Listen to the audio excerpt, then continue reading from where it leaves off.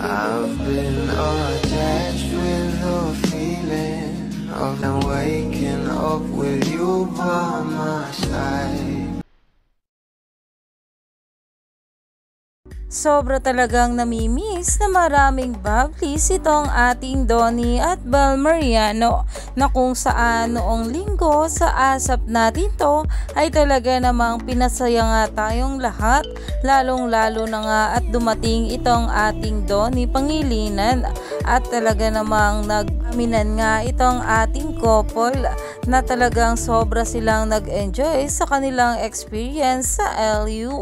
Pero eto na nga guys, kung saan ito ngang si Kuya Robbie ay sinabi nga na araw-araw magkasama itong ating couple, da kung saan ay kulitan malala pa rin talaga sila. Narito nga guys sa nasabing video, sabay-sabay tayong kiligin.